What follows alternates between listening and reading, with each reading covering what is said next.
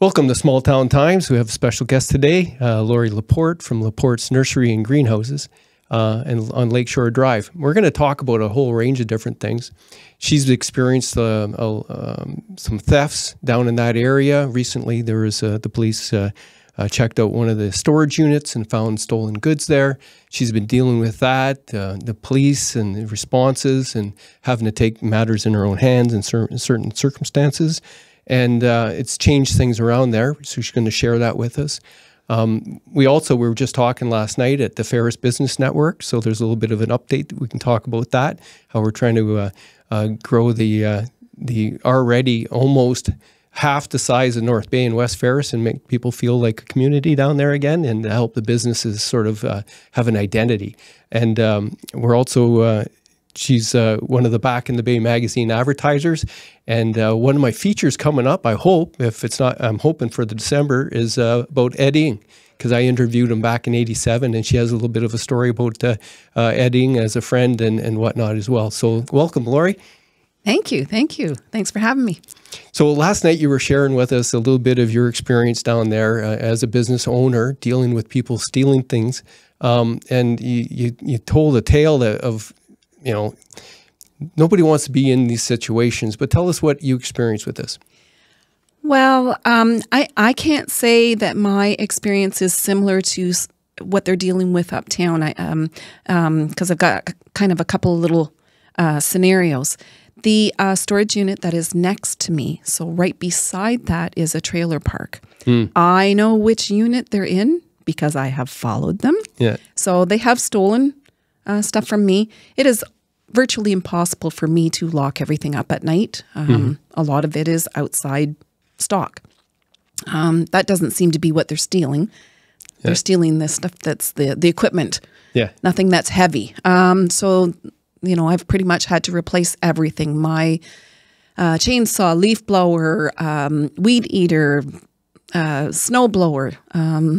No, I have since got the snowblower back, but only because I took matters into my own hands. And tell us about that one night there. You had to go out there and call the police. And okay, so these people are. This is a different group of people. This is I know right where these people live as well. Right. I have cameras everywhere, and I can see them on the cameras where they are on the property. They're coming through Jim Tricks' property, which is just to the west of me. And I called 911 before I left the house because I just live in Nipissing Junction, so I'm close. And they informed me that they didn't have anyone available to send to me. And I just happened to say that I had a bat. And she said, "You do realize, ma'am, that you've said that to a recorded 911 call." And I said, "You do realize that I've had to say that to a recorded 911 call?" Right. So yes, I have taken to doing that, and I am not the kind of person to hurt anyone, but I need to protect myself. For sure. So I did get there, and the two officers that were deployed to me was about 15 minutes after I arrived, and I had not gotten out of my vehicle, but it pretty much took the first gentleman that long to calm me down. Yeah. Because that had been building up to that point. You're getting very frustrated. Yes, and I am frustrated, and I know it's not the police fault. They are trying. They are. You know, I do know that they've got a lot of officers off on stress leave, and you know, at any given time there's maybe 4 or 5 officers at night, and I do know that there's people that have bigger problems than me, but you know, I am frustrated, and he was very kind to me that night. He did calm me down, and you know, and I do know they're doing the best that they can do. My issue is that I was raised that there is consequences for everything. Yeah. And if you make the wrong choice, the consequences are bad. And the problem with these people is there's no consequences. And you know, when I heard that they're going to crack down on people stealing carts, yeah, good. You know, I haven't actually had the actual shopping carts stolen, but I've had the great big tree carts, which are, you know, they can hold 1,000 pounds worth of stuff, and those aren't cheap. They're not cheap. Now, like I've just heard from one of my suppliers, he's going to replace that one big cart for me. Oh, wow. But he doesn't have to do that, so, I mean, good thing there's kindness out there. But the problem is that there is no consequence for these people, and it just keeps happening. So if the police are going to crack down, good. Because in my opinion, wrong's wrong and stealing is wrong. Yeah, well, you see a lot of people, they seem to be using these carts to transport everything that they own or want to keep or have stolen, who knows what. Yeah. And we just sort of blindly figure that's okay. I guess we're letting them do anything they want anyways. So, and it is a lack of accountability and responsibility for people's actions. That's one of the issues in society right now. We need bigger jail and a courthouse that actually functions to deal with people so that there is accountability, but we're not investing in that infrastructure, and we got, some people don't believe in that part of it, but I don't know what else we're going to do, right? Well, I believe in that part of it. Yeah. I was raised where if you did something wrong, you were punished. And by not punishing these people, it's saying it's okay. Yeah.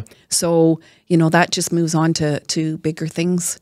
Well, if you haven't punished this, you're not going to punish that. Where does it end? And I know I have my own opinions about it too, and there's probably lots of people that are not going to agree with me, but if we don't have enough jails, so maybe we should build bigger jails. Well, I've always sort of advocated that is one thing we do need, and it's not just to house people, but to actually have them accountable and take responsibility for their lives, and have a mental health facility involved with that for those that are dealing with that and need that supports as well. Absolutely. We need that as well, and we need drug rehab while you're in jail, right? And attached to that. So a more modern approach to judicial system, correctional system. Yeah. And we're not seeing any talk about that. No. It's an issue. Nobody wants to build a jail, but we need something. Yeah. We need something. We don't have the hospital beds for them, mental health wise, and we don't have the rehab for everybody, and maybe not the programs that we need as well. We're not sure. When they closed the Ontario Hospital up on the North Highway, what happened to those patients? Yeah, they were just dispersed. Yeah, there's supposed to be community supports, but it never really materialized to the point where you needed it, right? Yeah, and I'm, at what point? At what point do we say, well, this is okay or it's not okay? Yeah. We have to do something. Yeah, and a certain amount of people with mental health issues, they do need continuous support and care in a facility that is built for it. Yeah. Not every apartment situation in town can deal with that, right? No, and they do need specialized care. But at what point do we, continue to allow it? I have as much sympathy for people as the next person, but if someone was to come to me during the day, and say, you have a pile of wood there, and I'm building something, or I'm homeless and I would like to build a shelter, I would have probably no qualms of saying, I have this or I have that. But you come and steal it at 4 o'clock in the morning? That's like, where's the fairness there? And at what point do we say that that's okay? Because it's not okay. It's not okay. It's never okay. How do I, I raised my girls that, the knowing the difference between right and wrong. And I have young grandchildren. At what point how do you teach them if this is just accepted? Yes. It's not right. It doesn't matter. It doesn't matter how you spin it. At the core community, we have to approach an issue and solve that issue, not just let it fester, right? Yeah. So it's festering. And the dread thing, and I have to say that I hold, and this is just my opinion, I hold the internet a little bit responsible for that. My mother my mom was always sick when I was growing up. And never at any time did I look in the medicine cabinet and look at things and say, oh, you know what? That takes away my mom's pain. Maybe that'll take away my pain. I don't understand drugs, but I never once ever thought to look in the medicine cabinet or, oh, I can sell those and make money. I think that the internet provides almost too much information. And at some point, you know, who's getting them hooked on these drugs? You know, at some point, we all have to take responsibility for everything that's happened. And again, that's my opinion. I'm probably going to have so many people upset with me saying that, but and maybe because I don't understand a lot of it, because I have no desire to touch drugs. So I'm you know, I have a different view on it. I don't tolerate it at all. I don't think it's right in any way. That's my opinion. I broke my foot in 2013. First thing they gave me was a prescription for oxycodones. I never took a one. I never wanted, I didn't even want to have them around in case somebody knew I had them and they break into my house. It just was something that I just didn't even want to entertain the idea. And I didn't want to try them. Along the same lines for the theft and responsibility, accountability. Drug use is the responsibility, accountability of the person that's doing it. I don't think there's any way to blame sources of information. It's a choice people are making, and they have to educate themselves and make their choices and then pay for those mistakes when they make them. As far as that goes, addiction to drugs and the different type of things, there's a lot of responsibility from the marketing of the opioids, what the pharmaceutical companies did, what the doctors did is in overprescribing them. But eventually it also is the person's choice to take them as they're not prescribed. So I don't know, accountability goes to the person. I agree with what you're saying there, but you know, the fact that it's even provided in the first place, I don't know. I'm just well, if you don't learn it on the internet, you learn it in the bathroom on the walls. Like, so the information isn't the problem. It's the person's decision to what they want to do with it, right? As far as I'm concerned. No, and you're absolutely right. It's a different perspective looking at it. And you know, I think I've led too sheltered of a life. Because I was never around any of that. And I really don't know in fact, if I'm ever somewhere, and it doesn't matter what kind of drug, I vacate the premises. It doesn't matter what it is. And that's just my personal opinion. I don't like it. I don't like any of it. So I avoid situations like that. Do you drink or anything? Yeah, I'll have the odd drink. And I think drinking's just as bad as I guess marijuana. You know, I've been smoking pot since I was 13. So it's, you know what? But I don't. I should correct that. I don't lump smoking pot in with doing drugs. Oh, okay. Because I just don't. I don't like being around harder drugs either. Yeah. Like so I wasn't referring to pot. Oh, okay. Because I have a son-in-law that smokes dope. I don't even equate that. I think alcohol is worse than.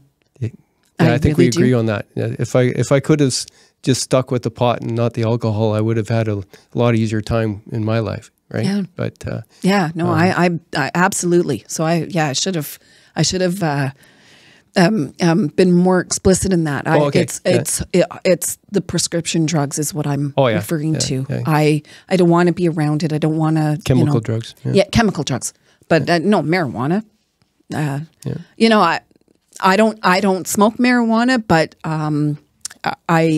it's a natural substance, and I think it has its place.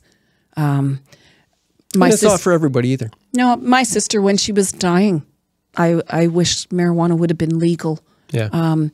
The medication that she was on prior to her death was awful. Right. And I think marijuana would have made her feel better. Yeah. So I think we're learning the hard way and the long way about marijuana, and it's what it can and can't do, right? Yeah. And it's unfortunate. But let's jump back into the, I know your family's had a long history in Nipissing Junction. We had a little feature photos in the spring edition of the magazine. Yeah. And there's a lot of history there with that school, where the West Ferris Legion is, right? I was just there for the monument thing a couple of weeks ago. And there's a lot of history in that end of town. And is that why you're very involved with the Ferris Business Network? Well, that's part of it, and I just so I live right there. Yeah. So I live right. Yeah. I live across the tracks from the Legion. Right.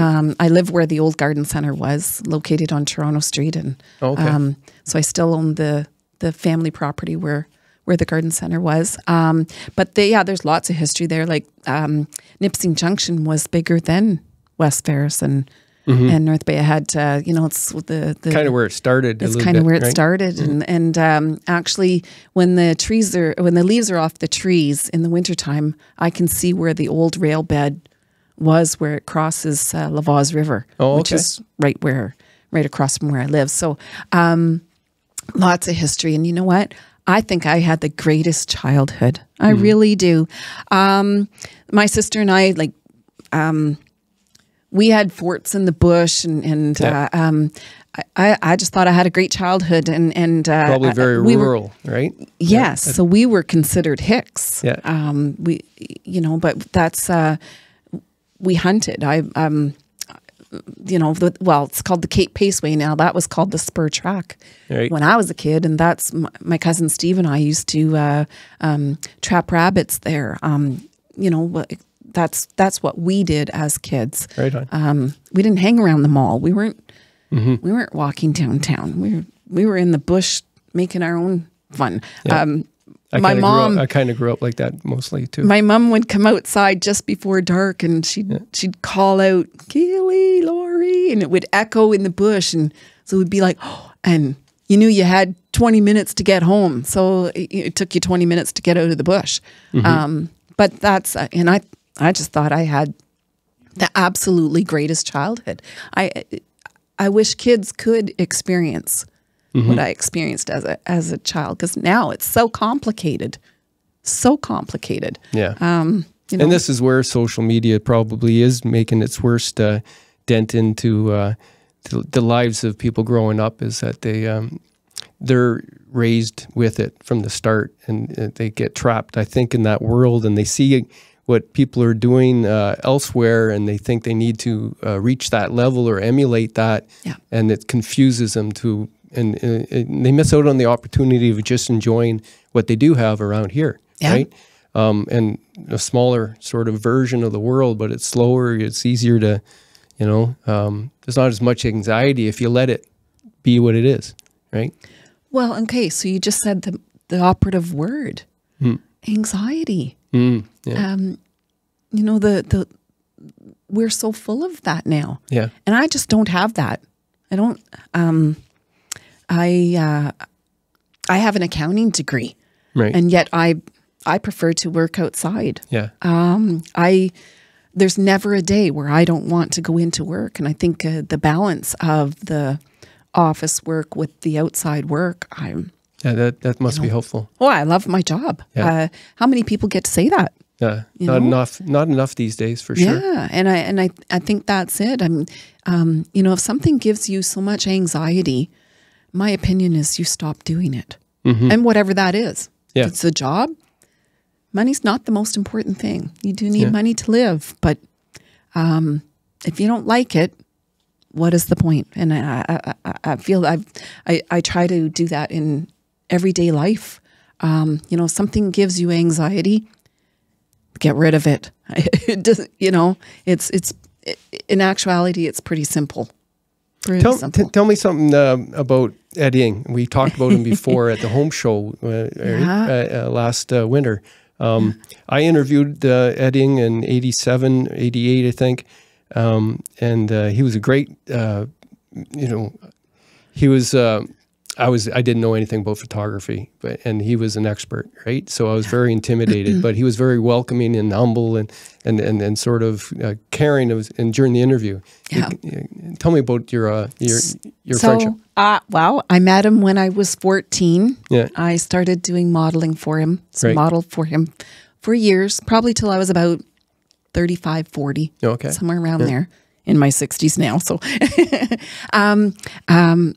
so when I met him, he was probably one of the most humble, low-key people that you could meet. He was very good at his job, but he didn't brag about it. He was just how he handled things. Anyways, he was like a brother to me. So he's 15 years older than me. I got to go on lots of photo shoots with him and Helen. Yeah. Spent lots of time with him. The way driving around Toronto, I never ever had to look at a map because he just taught me how to get around there. So I spent lots of time in Toronto with him.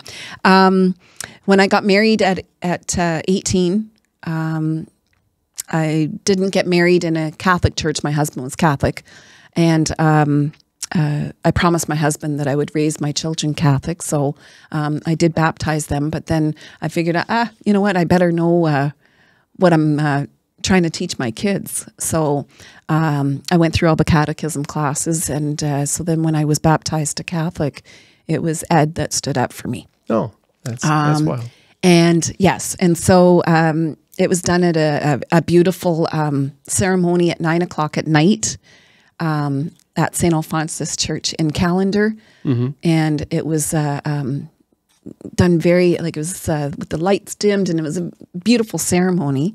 And just having Ed and Helen stood up for me, and Ed of course took the pictures, so he was right in there. Father Greg Humbert was the priest at the time, who was awesome and also a little bit of a photographer himself.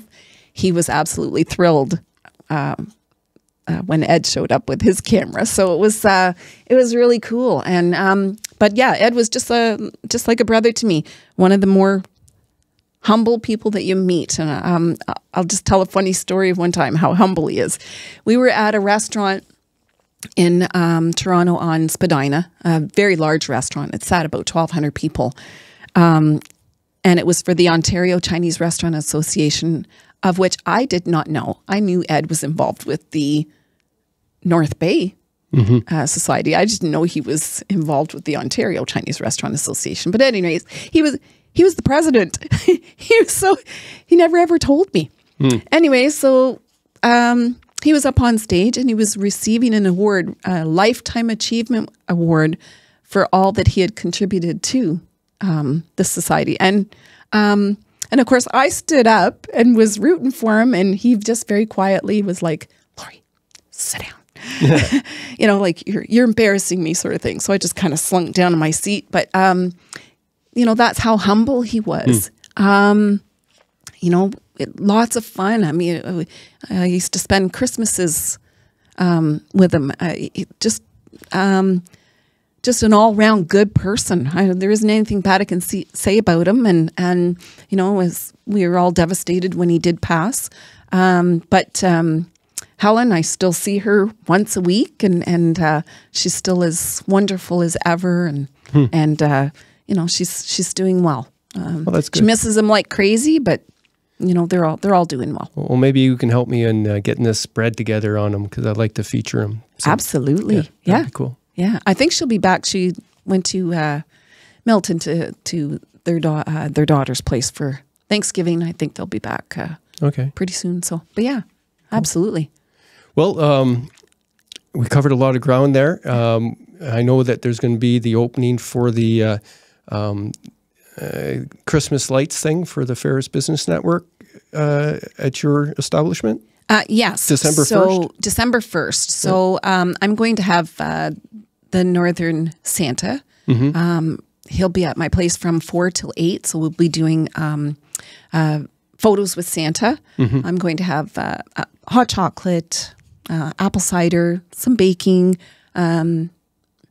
and all kinds of Christmas decor and things like that. We'll have Christmas trees at that time. But we're going to do the opening at 5:45. The lighting of the lighting up Ferris will be at 6 o'clock, and then there'll be other businesses open along Lakeshore. So people, when they check us out, they can make their way down Lakeshore to all the other businesses, all the other great businesses that are in the area. Ferris has so much to offer. With having 40 to 45% of the population in that end. So I think it should be a great night. Yeah, for sure. And we're going to work together in the spring on another event. We don't want to give out too much information because somebody else might steal our great idea. That's right. But we're going to do something there, and then eventually, hopefully, a shad fly in Ferris. Definitely. Yeah. That will definitely be in the works. Right on. I think it's an awesome idea. Well, even if we don't get the one built that we're looking at, in the meantime, maybe we'll do a flower shad fly for your place. So yes, and I've already looked at trying to design it. It's just trying to figure out which plants would grow properly to make the shad fly noticeable. Right. That's the thing. My dad always used to help the Horticultural Society. I don't know if you would remember her, but Ruby McLeod. Yeah, I remember hearing of her. Okay, so she was awesome. My dad used to help her with doing the maple leaf flag, which was always at the carousel. Right.